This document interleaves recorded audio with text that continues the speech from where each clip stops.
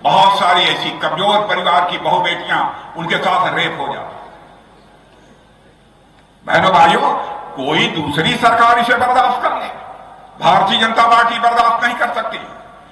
यदि किसी ने जबरन किसी मां बहन के साथ यदि रेप करने की कोशिश की, हम लोगों ने प्रोविजन कर दिया है उसको फांसी की सजा दी जाएगी, फांसी से कम की सजा नहीं दी जाएगी। राजनीति यदि की जानी चाहिए तो मूल्यों की राजनीति की जानी चाहिए। इस प्रकार की राजनीति हम लोगों ने की है। बेटियों को गर्भ में मार डालने की कितनी बड़ी समस्या थी। गर्भ में बेटियां होती थी, बेटी नहीं होनी चाहिए, बेटा ही होना चाहिए। इसके लिए भी हम लोगों ने कठोर कानून बनाए। यह गारंटी हम लोगों की है। अब हम लोग धीरे धीरे लोगों को रोजगार देना प्रारंभ किए हैं।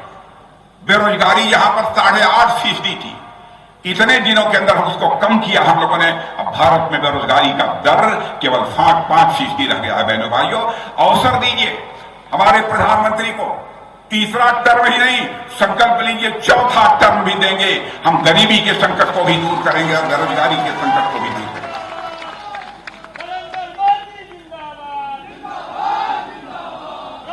और इतना ही नहीं, माताओं बहनों को विधानसभाओं में और संसद में भी 33% का आरक्षण 30-32 वर्षों से लगातार कांग्रेस कहती रही, लेकिन वह नहीं कर पाए संसद के दोनों सदनों में बहुमत रहने के बावजूद। लेकिन इस काम को यदि किसी ने किया है तो भारतीय जनता पार्टी ने किया है।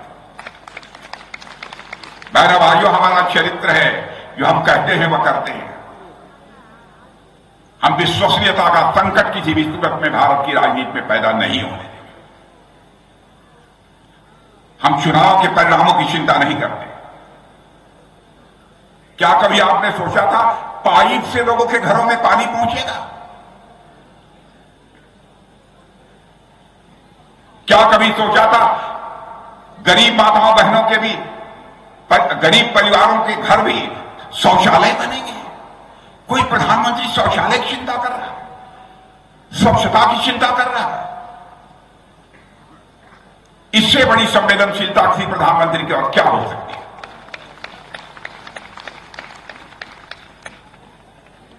हमारी बहुत सारी योजनाएं, जरूरत पड़ने पर हम लोगों ने कठोर फैसले किए हैं। बहनों भाई, हम केवल अगले चुनाव के बारे में नहीं सोचते कि अगला चुनाव है, हमको यह काम कर देना चाहिए तो हमको वोट मिल जाएगा। हम इस बात की चिंता नहीं करते। हम इस बात की चिंता करते हैं कि हम वो कौन सा काम कर दें ताकि हमारे भारत माता का मस्तक ऊंचा हो जाए। हम इस तरीके से सोचने वाले हैं। हम लंबी योजना बनाते हैं। अब एक बैंक के बारे में, बैंक से आप सबका काम लेना देना है। जानते हैं बैंक में क्या हुआ?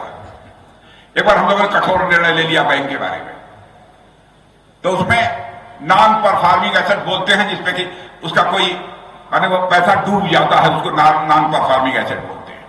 वो लगभग 11.5% के आसपास हो गया था, 11.5% आसपास। हम लोगों ने कुछ कठोर निर्णय लिए, कुछ पाबंदियां लगाई। अब वो 3.5% से नीचे आ गया। मेरे बहनों भाइयों, 3.5% से नीचे आ गया। अब वही बैंक जीरो बैलेंस खाता खोल रहे हैं, बिना पैसे के खाता खुला है। मैं दावे के साथ कह सकता हूं, यहां भी हमारी कुछ माताएं बहनें होंगी अथवा लोग होंगे गरीब, जिनका कि जीरो बैलेंस खाता खुला है। जिनका खुला है जरा हाथ उठाइए, जीरो बैलेंस खाता किनका खुला? क्या कभी कल्पना की था आपने कि बिना पैसा दिए बैंक में हमारा खाता खुल जाएगा? क्या कभी आपने सोचा था? कोरोना जैसे गंभीर संकट में मुफ्त में हमको 2 कोरोना की वैक्सीन लग जाएगी, टीका लग जाएगा। मैं दावे के साथ कहता हूं, यहां भी जो जितने लोग यहां पर खड़े, इतने बड़ी संख्या में बहनों भाइयों, कम से कम 2 कोरोना का टीका सबको लगा होगा। लगा है कि नहीं लगा? लगा? जिन लोगों का लगा है जरा हाथ उठाइए। शायद ही ऐसा कोई होगा कि जिसको ना लगा।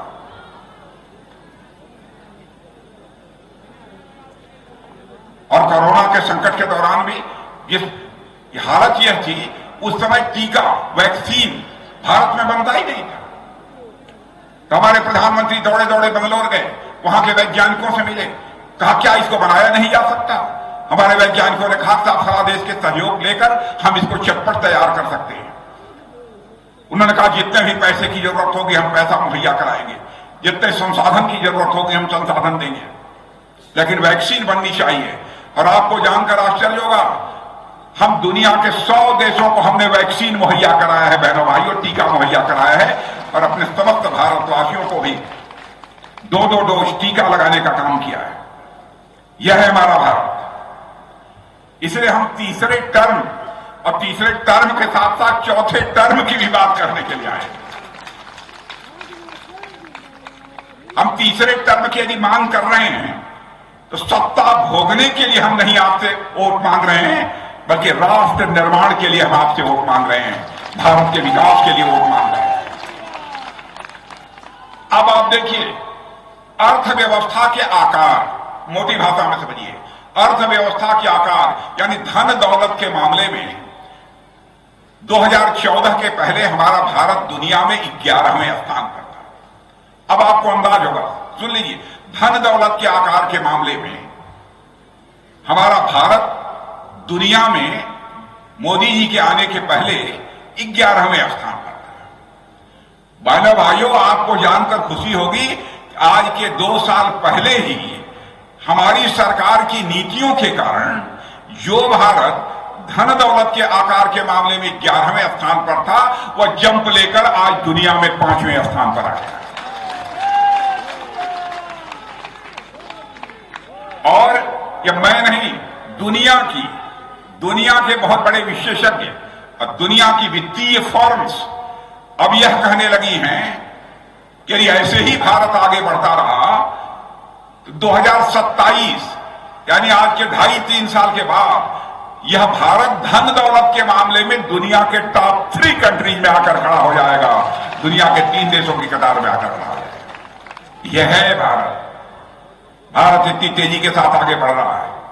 इसलिए मैं आप सभी बहनों भाइयों से अपील करना चाहता हूं, आप सबका समर्थन, आप सबका सहयोग हम सबको प्राप्त होना चाहिए।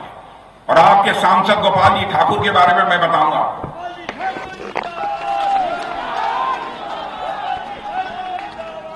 मैं गोपाल जी ठाकुर में जहां सादगी देखी है, गोपाल जी ठाकुर में जहां सरलता देखी है,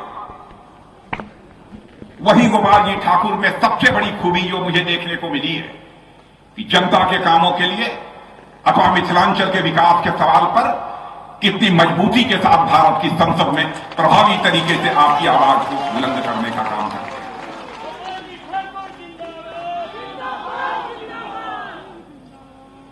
और बराबर इनका हाव भाव, वेशभूषा, बातचीत की शैली मिथिलांचल की शैली और संस्कृत का संदेश देती है भारत की संसद में। मेरे बहनों भाई,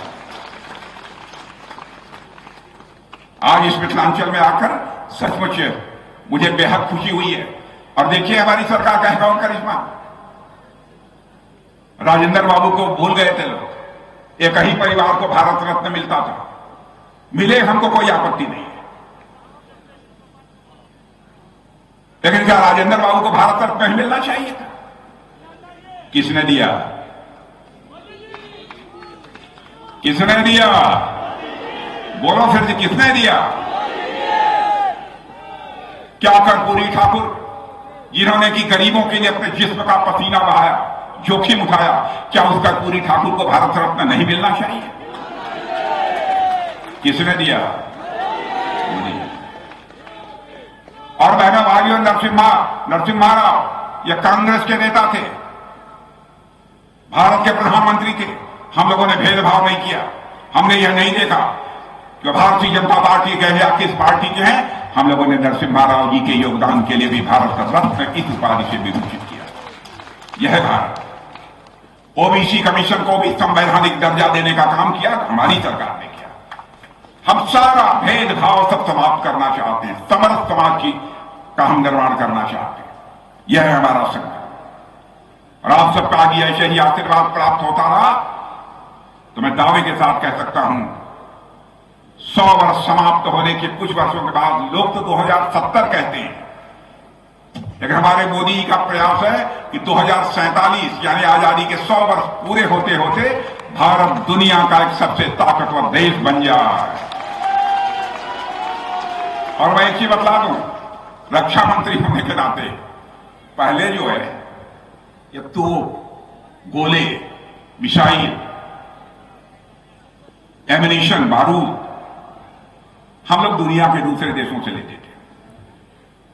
मोदी ने कहा कि राजनाथ जी बहुत हो गया, कब तक हम दुनिया के दूसरे देशों से लेते रहेंगे, भारत को रक्षा के मामलों में आत्मनिर्भर होना चाहिए। मैंने कहा मोदी जी बात पक्की। कहा कि तो गोले, सारे प्लेटफॉर्म्स, टैंक भारत की धरती पर बनने चाहिए, भारतवासियों के हाथों से बनने चाहिए। हजारों चीजों पर हम लोगों ने प्रतिबंध लगा दिया, हजारों चीजों पर मैंने लिस्ट जारी कर दी, प्रतिबंध लगा दिया। चाहे जो कुछ भी हो जाए, हम दुनिया के दूसरे देश से नहीं खरीदेंगे, हम इसे भारत की धरती पर बनाएंगे, भारतीयों के हाथों में। और आज आपको जानकर खुशी होगी, गौरव की अनुभूति होगी, जो भारत दुनिया का सबसे बड़ा इंपोर्टर, यानी दुनिया के दूसरों से यह सब रक्षा संबंधित साजो सामान आयात करने वाला भारत था, आज वह भारत 20,000 करोड़ रुपए से ज्यादा का निर्यात कर रहा है, एक्सपोर्ट कर रहा है भारत। यह है भारत। हर मामले में भारत आत्मनिर्भर बनेगा मेरे बहनों भाइयों। आज आपको मैं विश्वास दिलाता हूं। इन्हीं शब्दों के साथ पुनः एक बार शीश झुकाकर आप सभी का हार्दिक अभिनंदन करते हुए अपना निवेदन समाप्त करता हूं। आप सबको बहुत बहुत धन्यवाद।